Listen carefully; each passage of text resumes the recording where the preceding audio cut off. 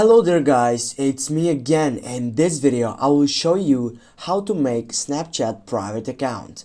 Firstly, go up to your profile section and then just tap on the settings bar on your right upper side. Right after that, you need to scroll down and go for Who Can section and select the first selection, Contact Me.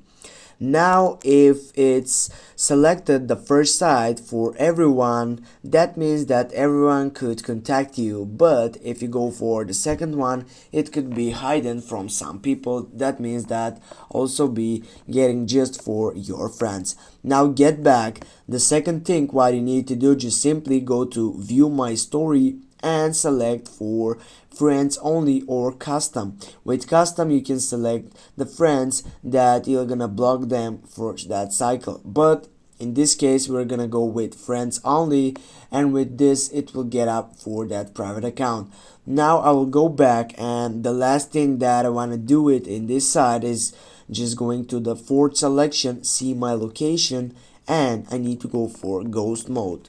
Then I'll need to choose a duration, and I will go for the third selection until turned off.